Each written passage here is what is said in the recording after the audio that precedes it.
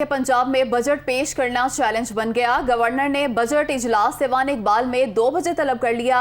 Governor का session बर्खास्त करने का इख्तियार खत्म हो चुका, ऐसा कहना है स्पीकर पंजाब असम्बली परवेज इलाही का। मजीद कहा कि इजलास की कार्रवाई 1 बजे असम्बली हॉल में ही होगी।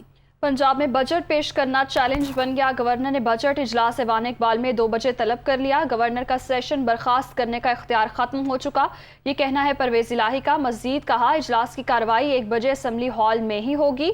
पंजाब में बजट पेश करना बड़ा चैलेंज बन गया है। गवर्नर ने बजट इजलास ऐवान इकबाल में 2 बजे तलब कर लिया। इसी हवाले से तफसीलात जानेंगे लियाकत अंसारी से। जी लियाकत, बताइएगा। आज बिल्कुल पंजाब का जो सियासी और आइनी और जो मुख्तलिफ चैलेंजेस पर मबनी बहरान है वो इस वक्त भी जारी है। और गुज़श्ता रोज़ जब पंजाब असम्बली में हुकूमत ने जो है वो दूसरे रोज़ बजट पेश करने की कोशिश की तो उस दौरान भी जो है काफ़ी अपोजिशन के दरमियान तकरीबन 7 घंटे मुज़ाकरात हुए। और उसके बाद जो इजलास तलब हुआ तो उससे पहले हुकूमत जो है वो अपनी एक काउंटर स्ट्रेटजी के तहत इजलास को बर्खास्त करने के लिए इकदाम कर चुकी थी। और गुज़श्ता रोज़ गवर्नर पंजाब के अहकामात पर इस इजलास को बर्खास्त करके आज ऐवान इकबाल में 2 बजे इजलास तलब किया गया है। गालिब इम्कान यही है कि उसको डिप्टी स्पीकर सरदार दोस्त मज़ारी इस इजलास को जो है वो उसकी सदारत करेंगे। और 2 बजे जो है वो जब इजलास होगा तो वज़ीर ख़ज़ाना की नामज़द हैसियत से अवैस लगारी जो है वो आइंदा माली साल का बजट पेश करेंगे। दूसरी जानब स्पीकर ने जो है वो इजलास जो कल मुलतवी किया था उसको भी आज बुलाया गया है। वो 1 बजे पंजाब असम्बली सेक्रेटेरिएट में ही इजलास होगा, जिसमें यकीनी तौर पर सिर्फ अपोजिशन के अरकान ही, तहरीक इंसाफ और मुस्लिम लीग कायदे आज़म के अरकान होंगे। और ऐवान इकबाल वाले इजलास में सिर्फ हुकूमती अरकान ही और उनके इत्तेहादी अरकान ही होंगे। सबसे बड़ा मसला जो है वो इस वक्त असम्बली ऑफिशल्स के लिए है कि वो आखिर किस करवट अपना जो है वो फैसला करें कि उन्हें गवर्नर पंजाब के तलब करदा इजलास में जाना है या फिर इसी असम्बली सेक्रेटेरिएट में स्पीकर की जानब से मुलतवी करदा इजलास में जो है वो बैठना है। बहरहाल एक ऐसी सूरत हाल पैदा हो गई है जिसमें असम्बली जो ऑफिशल्स हैं वो भी काफ़ी परेशान हैं कि उनके लिए जो है वो यकीनन उनके इस यहाँ असम्बली सेक्रेटेरिएट में उनके बॉस जो हैं उन जिनके वो नीचे सबॉर्डिनेटर वो स्पीकर पंजाब असम्बली हैं वो उनके अहकामात मानने के पाबंद हैं। और यकीनी तौर पर जब स्पीकर ने इजलास मुलतवी किया है गवर्नर उससे पहले इस इजलास को बर्खास्त कर चुके थे। तो अब देखना यह है कि असम्बली ऑफिशल्स जो हैं वो असम्बली सेक्रेटेरिएट के इजलास में ही बैठते हैं और ऐवान इकबाल का इजलास जो है वो किन ऑफिशल्स से कंडक्ट करवाया जाता है, क्योंकि अगर असम्बली ऑफिशल्स वहाँ पर नहीं जाएंगे तो यकीनी तौर पर जो ऐवान होता है वो अरकान के अलावा बाकी लोगों के लिए अजनबी का दर्जा रखता है। तो वहाँ पर अब अजनबी अरकान नहीं जा सकते, तो वहाँ पर अब असम्बली इजलास चलाने के लिए 1 बजे तलब किया जाएगा। बहुत शुक्रिया, आपने अपडेट किया लियाकत अंसारी। चौधरी परवेज इलाही ने कहा है स्पीकर के होते हुए डिप्टी स्पीकर कार्रवाई नहीं चला सकता। इजलास बुलाने का तरीकाकार तय है। सेशन बुलाने के लिए गवर्नर सेक्रेटरी असम्बली को लिखेगा। उन्होंने पहले गलत इलेक्शन कराया, आज दूसरा बदनुमा दाग अपने माथे पर लगाया। जबकि राजा बिशारत का कहना था हुकूमत को गैर आइनी इक़दाम नहीं उठाने देंगे। सिब्तैन खान और मियां असलम इकबाल ने कहा कि किसी और इमारत में इजलास बुलाया नहीं जा सकता। वो मीडिया से गुफ्तगू कर रहे थे। मैंने दावत दी 3 दफ़ा लगारी साहब को कि आएँ बजट पेश करें। बजट पेश करने की बजाय उन्होंने आज ख़ुद ही कोई बात कर दीजिए कि वो इजलास तो गवर्नर साहब प्रोरोग कर दिया है। अगर गवर्नर साहब प्रोरोग करते हैं इजलास तो सबसे पहले इंफॉर्मेशन आती है सेक्रेटरी असम्बली को, वो गज़ट नोटिफिकेशन जारी करते हैं। और अगर इजलास बुलाना है तो वो भी गवर्नर सेक्रेटरी असम्बली को लिखेगा कि इजलास आप बुला लें और उसकी तशहीर भी कर दें। और बुलाने का भी वो एक तरीका है। और स्पीकर के होते डिप्टी स्पीकर नहीं प्रिजाइड कर सकता, ये कानून है। ये तारीख के एक बड़ा बदनुमा दाग, पहले इन्होंने गलत इलेक्शन करा किया और अब ये दूसरा बदनुमा दाग जो है ये इन्होंने अपने माथे का हिस्सा बनाया। इस तरह के गैर कानूनी हथकंडे जो हैं वो किसी सूरत हम उनको चलने नहीं देंगे। स्पीकर साहब ने ये फैसला किया है कि कल इंशाअल्लाह ताला 1 बजे पंजाब असम्बली का इजलास होगा। इनकी स्पीकर साहब की ज़ेर सदारत होगा। इस वक्त पूरा पंजाब की इंतज़ामिया बिलखसूस पुलिस इन्होंने एक काम पे लगाई हुई है कि पीटीआई को परेशान करो, पीटीआई को गिरफ्तार करो। इन हालात में इन वाक़यात के साथ हमेशा जो हक है वो उभर कर सामने आता है, और अल्लाह के हुक्म से इस मौके पे भी इंशाअल्लाह इनको डिफीट होगा। असम्बली का प्रेमिसेस छोड़कर गैर आइनी तौर पर किसी हॉल के अंदर जाके बजट पेश करना ये हो ही नहीं सकता। और फिर ये समझ रहे हैं क्योंकि इनके पास तादाद पूरी नहीं है, ये समझ रहे हैं कि बजट हम इस तरह से पास करवा लेंगे। ये पास इस तरह नहीं हो सकता। सूबाई वज़ीर अता तारड़ ने कहा है कि गवर्नर ने आईनी जिम्मेदारी निभाते हुए इजलास तलब किया, अपोजिशन को अवाम की परवाह नहीं। वज़ीर ख़ज़ाना वैस लगारी का कहना था, आइन पानी की तरह होता है, अपना रास्ता खुद निकालता है, हम अवाम को जवाब दें हैं। काबीना का हंगामी इजलास आज रात 8 बजे 7 क्लब रोड GOR1 में मुनक्कद हुआ, और वो समरी जो सेशन को प्रोरोग करके नए सेशन बुलाने की समरी वहाँ मंजूर की गई और गवर्नर को भेजी गई। गवर्नर ने उस समरी पे एक्ट करते हुए अपनी आइनी जिम्मेदारी निभाते हुए नया सेशन कॉल किया है, क्योंकि ये सेशन एक महफूज एनवायरनमेंट में और आइन और कानून के मुताबिक कंडक्ट नहीं किया जा रहा था। मैं पिछले 2 दिनों से तकरीर तैयार करके ऐवान के अंदर बाहर कम से कम 48 दफ़ा आया गया। हमारे सीक्रेट डॉक्यूमेंट के अंदर से इंफॉर्मेशन लीक करवाई गई। हमारी बजट की स्पीच की सैंक्टिटी को ख़राब किया गया। जब उनको मालूम हो गया कि वो इजलास प्रोरोग हो गया है, तो उन्होंने इसके अंदर ऐलान किया कि आए जी, आपको जो जिम्मेदारी मिली है तो इजलास के अंदर बजट को पेश करें। लाहौर एहतसाब अदालत में मनी लॉन्ड्रिंग रेफरेंस शहबाज शरीफ और हमजा शहबाज की आज हाजिरी मुआफ़ी की दरख्वास्त मंजूर। वज़ीर आज़म कौमी असम्बली वज़ीर आला पंजाब बजट इजलास में मसरूफ़ हैं। वकील की जानिब से कहा गया, वकील अमजद परवेज़ दोनों रहनुमाओं की मुस्तकिल हाजिरी मुआफ़ी की दरख्वास्त पर दलाइल देंगे। लाहौर की एहतसाब अदालत में मनी लॉन्ड्रिंग रेफरेंस पर समाज शहबाज शरीफ और हमजा शहबाज की आज हाजिरी मुआफ़ी की दरख्वास्त मंजूर। तफसीलात जाने के नुमाइंदा दुनिया न्यूज़ मोहम्मद अशफाक से। जी मोहम्मद अशफाक, बताइएगा। एहतसाब अदालत में मनी लॉन्ड्रिंग और अफगान शुगर बिल समेत दीगर references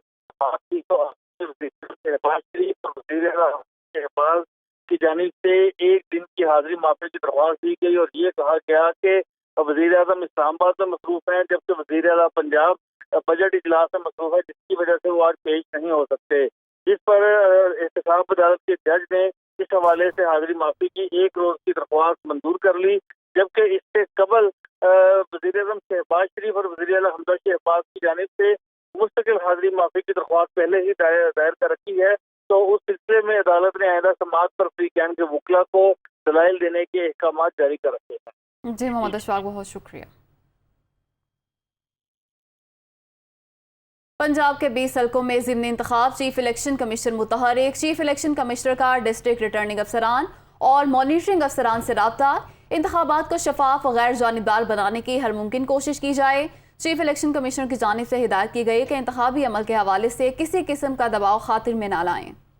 chief election commissioner Sikandar Sultan Raja की अफसरान को हिदायत। पंजाब के 20 हलकों में ज़िमनी इंतखाब, चीफ इलेक्शन कमिश्नर मुतहरिक, इस हवाले से तफसीलात जानेंगे मोहसिन एजाज। जी मोहसिन, बताएगा क्या हिदायत की गई है? देखिए, 20 हलकों में 17 जुलाई को होने वाले ज़िमनी इंतखाब के हवाले से chief election commissioner Sikandar Sultan Raja ने जो अफसरान हैं उनसे रब्ता किया है और उन्हें शफाफ इलेक्शन के लिए हिदायत जारी की हैं।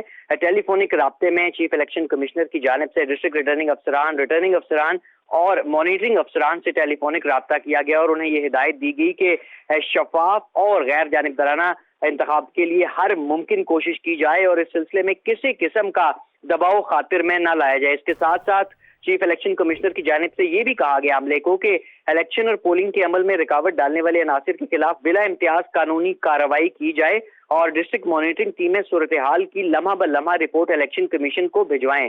इसके साथ साथ डिस्ट्रिक्ट मॉनिटरिंग ऑफिसर्स को चौकन्ना रहने और ज़ाब्ते अखलाक की खिलाफवर्जी पर फौरी एक्शन का भी हुक्म दिया गया है। इसके साथ साथ हमें जराए से ये मालूम हुआ है कि ज़ाब्ते अखलाक की खिलाफ वर्जी की सूरत में इलेक्शन कमीशन ऑफ पाकिस्तान इस दफा इंतहाई सख्त एक्शन लेगा। जो इससे पहले इलेक्शन कमीशन की ज़ाब्ते अखलाक से मुतल्लिक जो तारीख रही उस तारीख का सबसे सख्त एक्शन होगा, क्योंकि chief election commissioner Sikandar Sultan Raja ये वाज़े तौर पर अपने अमले को भी कह चुके हैं कि जो इलेक्शंस हैं उसमें ना ही किसी का दबाव कबूल किया जाए और हर मुमकिन कोशिश की जाए कि इंतखाबात गैर जानिबदाराना और इंतहाई शफाफ हो और इस सिलसिले में जो भी मुमकिन इकदामात हैं वो उठाए जाएं और किसी भी किस्म का जो दबाव है उसे खातिर में ना लाया जाए। और ज़ाब्ता इखलाक क्योंकि इंतखाबी अमल को शफाफ बनाने के लिए इंतहाई अहमियत का हामिल है, तो उस पर भी अमल दरामद के लिए अमले को खुसूसी हिदायत जारी की गई हैं। जी बहुत शुक्रिया मोहसिन एजाज, आपने अपडेट किया। वज़ीर ख़ज़ाना मिफ्ताह इस्माइल ने कहा है कि इमरान खान ने अपने दौर में मुल्की मजमूई हजम के 79% कर्जे लिए। इस वक्त अदायगियाँ बहुत बड़ा मसला हैं। आयशा गौस पाशा का कहना था अपने पाँव पर खड़ा होने के लिए मुश्किल फैसले नागुज़ीर हैं, मईशत पर सियासत नहीं होनी चाहिए। तमाम वज़राए आज़म ने लियाकत अली ख़ान से लेकर और शाहिद अब्बासी और नासिर अल मुल्क तक जितने वज़राए आज़म आए 71 साल में, जितना कर्ज उन्होंने लिया है उसका अकेला इमरान खान साहब ने 4.25 साल में उसका 80% लिया। तो शौकत तरीन साहब ने कहा कि नहीं हमने 80% नहीं लिया, हमने सिर्फ 76% लिया है। तो एक्चुअली वो बात भी सही नहीं है। जो डेट है वो उन्होंने 78% ली है और डेट प्लस लाइबिलिटी गिन लें तो वो 79% ली है। और ये जो लोग बोलते थे कि बड़े महंगे प्लांट लगा दिए और ज़्यादा प्लांट लगा दिए, तो बिजली की तो आज शॉर्टेज है। जो लोड शेडिंग हो रही है उसकी एक वजह तो ये ज़रूर है छोटी सी कि जिसके अंदर हमारे पास ईंधन के पूरे पैसे नहीं है, लेकिन बड़ी वजह यह है कि हमारे पास इतनी कैपेसिटी भी नहीं है। और अब 2500 अरब रुपये का पावर सेक्टर का डेफिसिट हो गया और 1500 अरब रुपये गैस का डेफिसिट हो गया, गैस का सर्कुलर डेट हो गया, जिसका हमने पहले कभी नाम नहीं सुना था। चादर से ज्यादा पैर हम फैलाते रहे हैं और जब तक हम यूं ही करते चले जाएंगे हम अपने पैरों पे खड़े नहीं होंगे। वही होगा, इधर से मांग लिया उधर से मांग लिया, 2-3 साल चढ़ा लिए, चलो उससे कंजम्पशन बूस्ट आ गया, इकोनॉमिक ग्रोथ ज़्यादा हो गई और फिर उसके बाद फट से आप फिर नीचे गिर गए। हम सब अगर आज ये सोच लें तो शायद जब 100 साल पाकिस्तान के हो रहे होंगे, हम खड़े हो रहे होंगे एज खुददार मुल्क और लोग हमें हमारी शक्ल देख के मुंह फेर नहीं रहे होंगे, ये फिर मांगने आ गए। पाकिस्तान का कौमी बैंक दिवालिया होने से बच गया। पाकिस्तान ने न्यूयॉर्क की फेडरल कोर्ट से मुकदमा जीत लिया। नेशनल बैंक पर रकम अफगानिस्तान मुंतकिल करने का इल्ज़ाम था। रकूम अमरीकी फौजी बेस पर हमले की मनसूबाबंदी और दहशतगर्दी में इस्तेमाल होने का इल्ज़ाम लगाया गया था। मुकदमा हारने पर पाकिस्तान को अरबों डॉलर्स का जुर्माना आयद हो सकता था। मुकदमा हारने की सूरत में पाकिस्तान को FATF की जानिब से भी सख्त रद्द-ए-अमल का सामना करना पड़ सकता था। मुल्क में आज से प्री मानसून का आगाज होगा। बालाई पंजाब, बालाई KP में बादल बरसेंगे। कश्मीर और गिलगित बल्तिस्तान में भी बारिश का इम्कान है। शदीद गर्मी के बाद मौसम का हाल बताने वालों ने बारिशों की नवीद दे दी। पंजाब में आज लाहौर, गुजरावाला, सियालकोट और दीगर इलाकों में बादल बरसने का इम्कान है। बालाई खैबर पख्तूनख्वा के मुख्तलिफ इलाकों में भी बारिश की पेशगोई है। इस्लामाबाद में शाम को बारिश की तवक्को है। बलूचिस्तान में मौसम गर्म और खुश्क रहेगा। साबिक वफाकी वजीर मोनिस इलाही के खिलाफ मनी लॉन्ड्रिंग का मुकदमा दर्ज। ज़राए की जानिब से बताया गया है कि रहनुमा मुस्लिम काफ के खिलाफ मुकदमा FIA लाहौर ने दर्ज किया है। साबिक वफाकी वजीर मोनिस इलाही के खिलाफ मनी लॉन्ड्रिंग का मुकदमा दर्ज किया गया और ज़राए का बताना है कि रहनुमा मुस्लिम लीग काफ के खिलाफ मुकदमा FIA लाहौर ने दर्ज किया है तो गिरफ्तारी अमल में लाई गई है। साबिक वफाकी वजीर मोनिस इलाही के खिलाफ मनी लॉन्ड्रिंग का मुकदमा दर्ज किया गया है और साथ ही साथ आपको बताएं कि रहनुमा मुस्लिम लीग काफ के खिलाफ मुकदमा FIA लाहौर ने दर्ज किया है, ये बताना है ज़राए का। साबिक वफाकी वजीर मोनिस इलाही के खिलाफ मनी लॉन्ड्रिंग का मुकदमा दर्ज किया गया है और ज़राए की जानिब से यह भी बताया गया है कि रहनुमा मुस्लिम लीग काफ के खिलाफ मुकदमा FIA लाहौर ने दर्ज किया।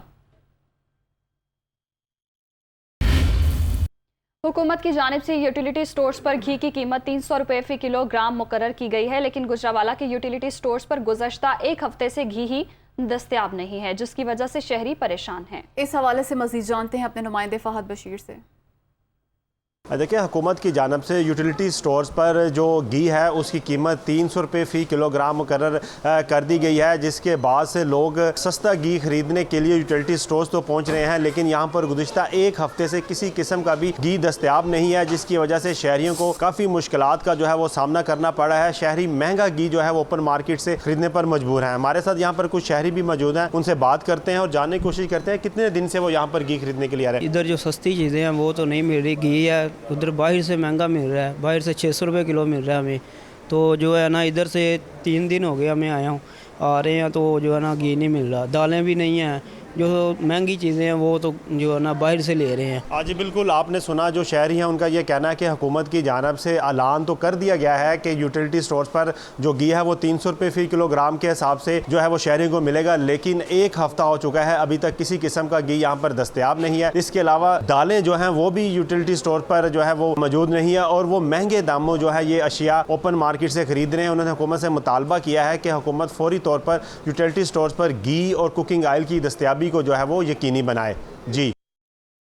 पेशावर में नानबाइयों ने आटे की कीमतों में इजाफा कर दिया। महंगाई और गैस की लोड शेडिंग के तनाजुर में रोटी की कीमत बढ़ाने के लिए आज शटर डाउन कर रखा है। शहर में बेशतर तंदूर बंद हैं। इसी हवाले से मजीद जानते हैं सदर के इलाके में मौजूद दुनिया न्यूज़ के नुमाइंदे आमिर जमील से। जी बिल्कुल, महंगाई का तूफ़ान रोके नहीं रुक रहा और हर चीज़ की कीमत में इजाफा होता जा रहा है और यही वजह है कि अब नानबाई एसोसिएशन ने भी हड़ताल की कॉल देते हुए ज़िला पेशावर भर में दुकानें बंद कर दी और उनका कहना ये है कि रोटी की कीमत में 5 रुपये इजाफा किया जाए। आवाम का क्या कहना है, मैं चाहूँगा यहाँ पर जो आवाम मौजूद है हम इनसे जान सके। बस ये तो गरीब बंदा क्या करेगा, हम तो खा लेंगे, ये बच्चा क्या करेगा और कोई क्या करेगा, ये तो बस जुल्म है। क्या कहेंगे जी, रोटी की कीमत में 5 रुपये इजाफा करने के लिए दुकानें बंद कर दी गई हैं, आप क्या कहेंगे? अवाम को रिलीफ देना हुकूमत का काम है, तंदूर वालों का काम नहीं है।